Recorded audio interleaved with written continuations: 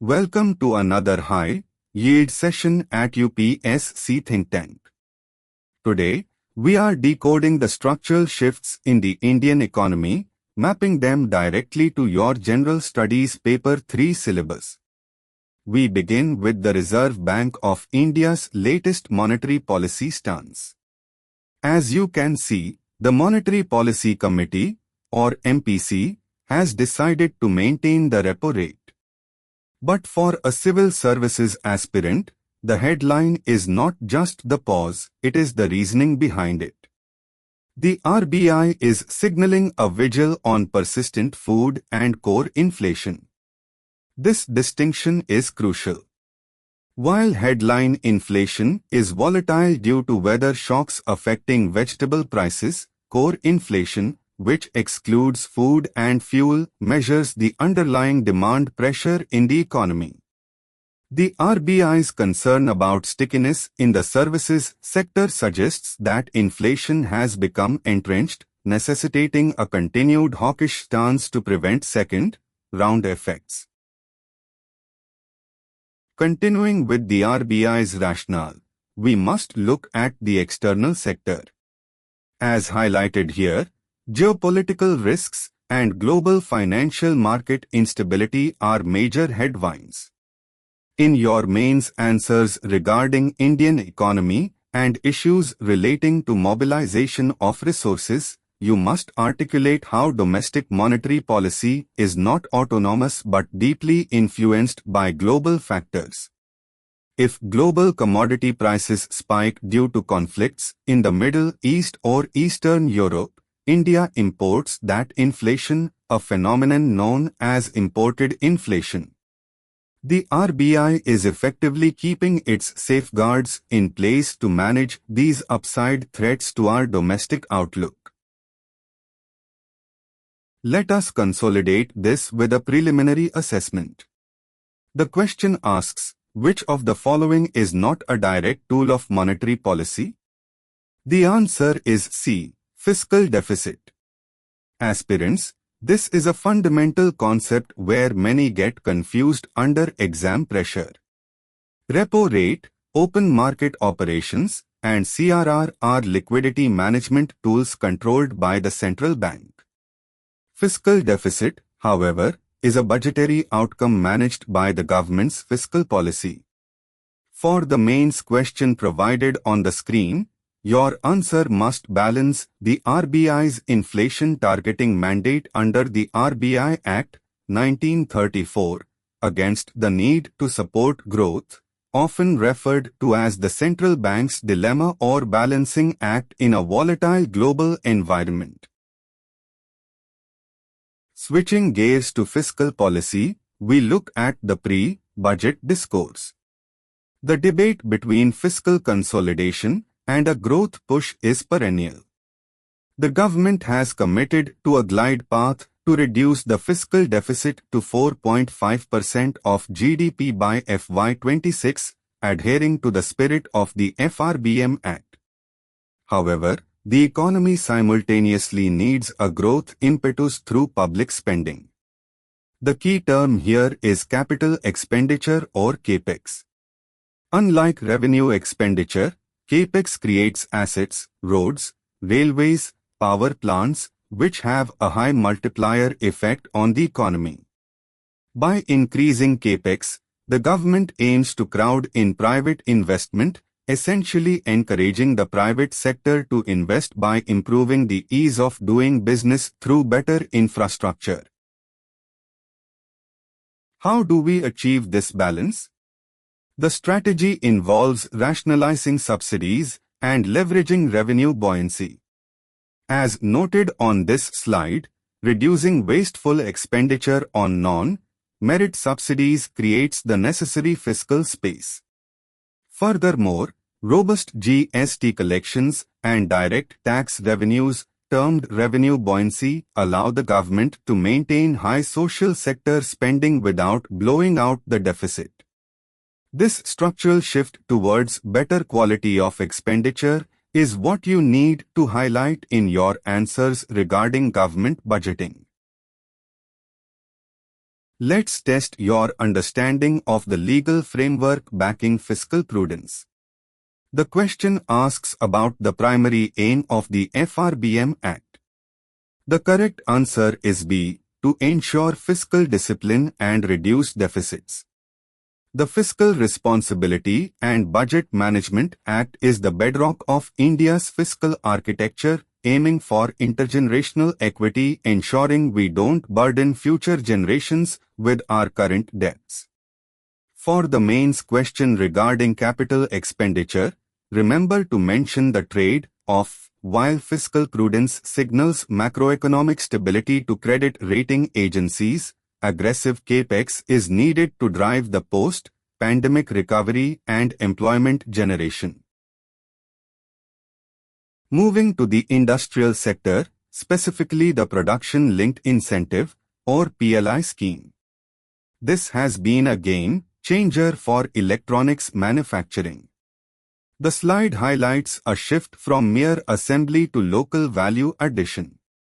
For decades, India was criticized for being an assembly hub with low value add. The PLI scheme addresses this by incentivizing the manufacturing of components domestically. This reduces our import dependence, particularly on single geographies like China, and fosters true self-reliance or Atmanirbhar Bharat. The creation of semi-skilled and skilled jobs across states is a critical socio-economic dividend of this policy.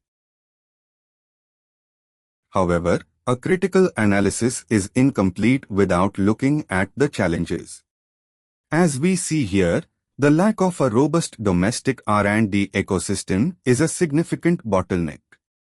Without research and development, we risk remaining at the bottom of the smiling curve of value creation, where the profits are in design and services, not just manufacturing. Deep integration into global supply chains requires us to move beyond cost arbitrage to technology leadership. In your mains conclusion, emphasize the need to pair PLI with policies that boost gross expenditure on R&D, GRD. Let's review the PLI concept. The question asks what the scheme is primarily designed to do. The answer is B, incentivize domestic manufacturing and attract investment. The key mechanism is incentives on incremental sales. It encourages scaling up. For the mains question on India as a global manufacturing hub, link the PLI scheme to the China Plus One strategy. Global companies are diversifying their supply chains, and PLI is India's strategic tool to capture that shifting manufacturing base. Now, let's look at international relations and trade. The India-UK Free Trade Agreement negotiations are entering the final lap. The focus here is distinct. It is heavily tilted towards services and digital trade. The key sticking point mentioned is Mode 4 under the General Agreement on Trade in Services, GATS. Mode 4 refers to the movement of natural persons, professionals like IT specialists, doctors, and architects moving to the UK to work. While the UK wants access for its financial services in India, India is pushing for easier visa norms for its professionals. This trade-off is the crux of the negotiation. The benefits of such an FTA are multifold. As noted, it diversifies India's export markets. With traditional markets in the West facing a slowdown, securing duty-free access for our labor-intensive sectors like textiles, leather, and gems and jewelry is vital. Additionally, an FTA with a G7 nation like the UK sends a strong signal to global investors, potentially boosting foreign direct investment inflows and integrating India deeper into the Western economic ecosystem. Here is a conceptual question on trade agreements. The primary objective of an FTA is b. Reducing trade barriers between member countries. FTAs are exceptions to the WTO's most favored nation principle, allowing partners to offer preferential treatment to each other. For the mains question regarding geopolitical influence, remember that in the modern era, geoeconomics drives geopolitics. Strengthening economic ties with the UK helps balance India's strategic engagements in the Indo-Pacific and counterbalances reliance on other Asian giants. Turning to the environment and energy sector, we look at the National Green Hydrogen Mission.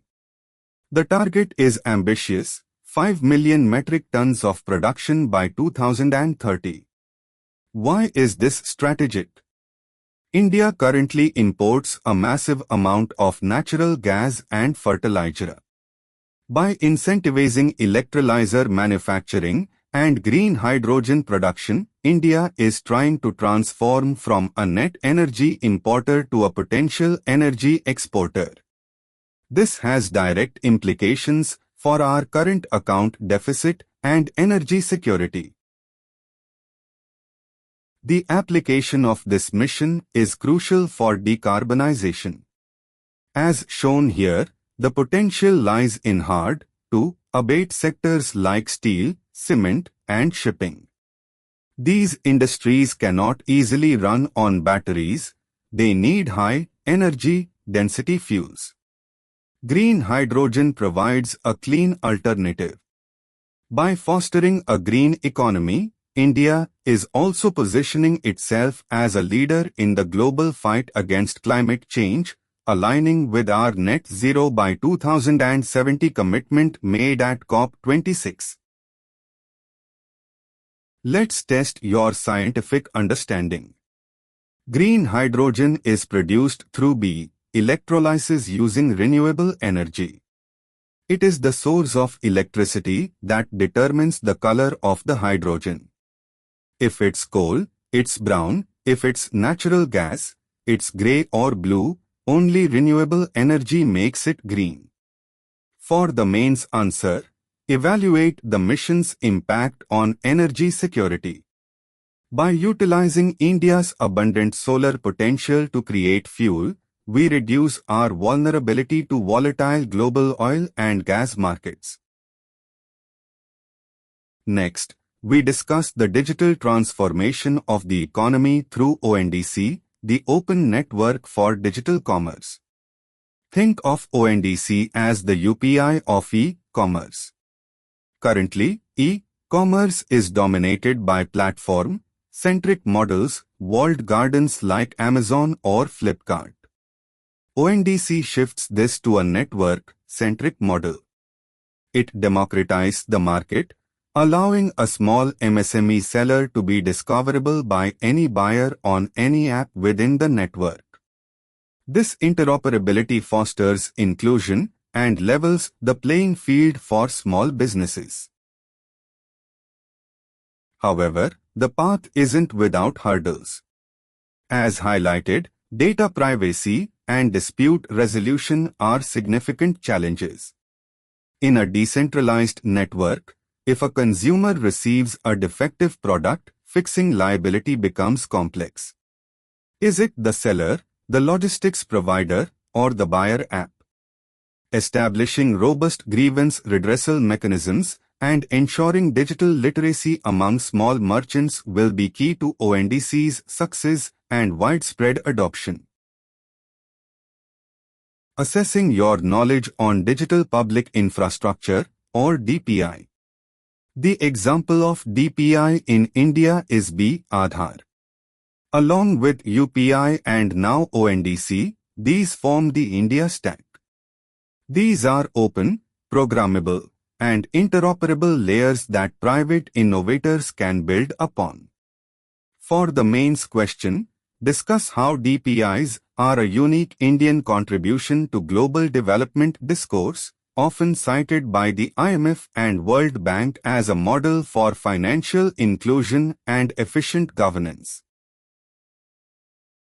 We now address a critical concern in agriculture: the impact of climate change. The report highlights the increasing vulnerability of Indian agriculture to extreme weather. Erratic monsoons and yield volatility are not just environmental phrases, they directly impact food security and farmer incomes. We are seeing a shift in focus from merely increasing production to ensuring resilience.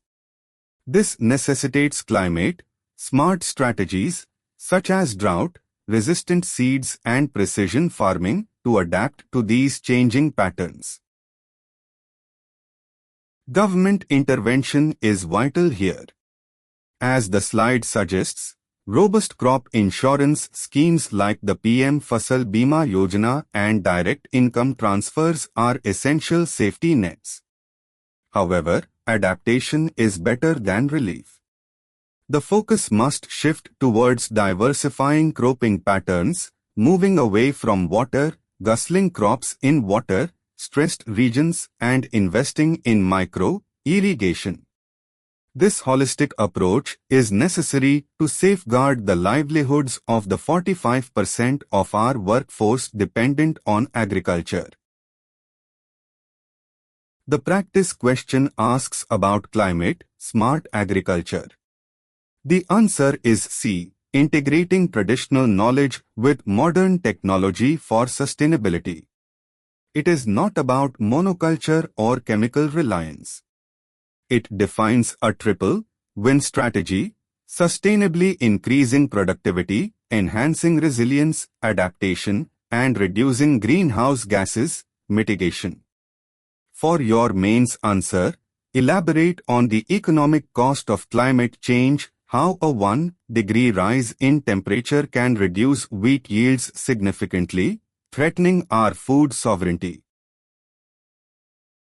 Let's broaden our horizon to the global economic outlook. The IMF projects a global slowdown, yet India remains a bright spot. Why this resilience? Unlike export-dependent economies like China or Germany, India is primarily driven by domestic demand and consumption. Our robust public investment, or capex push, and a thriving services sector act as shock absorbers.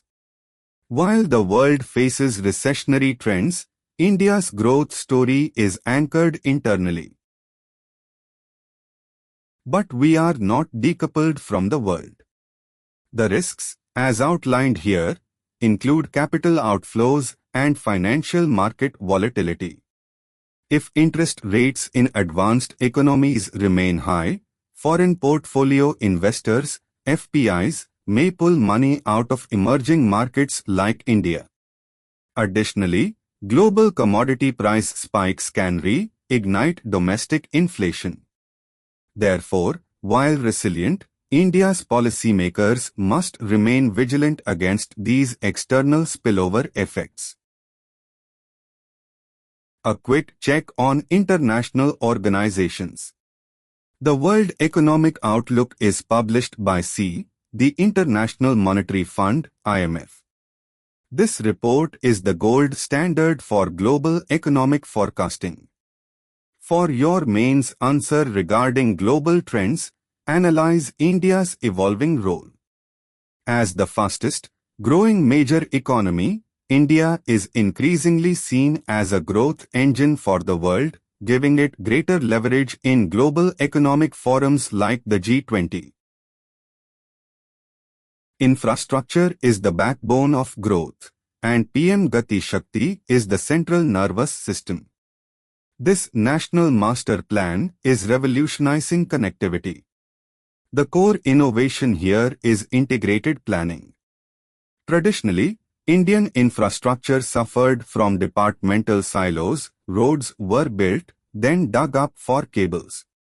Gati Shakti uses a digital platform to coordinate all ministries. By focusing on last-mile connectivity and multimodal synergy, It aims to bring down logistics costs from 14% of GDP to global standards of 8-9%, boosting our export competitiveness. The execution, however, faces on-ground realities. Land acquisition remains a contentious and slow process in India, often delaying projects. Environmental clearances and the challenge of long-term funding for these mega projects are hurdles that need structural reforms. In your analysis, suggest that cooperative federalism, taking states on board, is crucial as land is a state subject. To recap, PM Gati Shakti is primarily aimed at integrated infrastructure development and logistics efficiency. It is not just an infrastructure scheme, it is a governance reform. For the mains question, link Gati Shakti to regional development. By connecting. Finally, we look at the emerging gig economy. Platforms like Swiggy, Zomato, and Uber have created a new class of workers. The regulatory challenge is balancing flexibility with worker rights.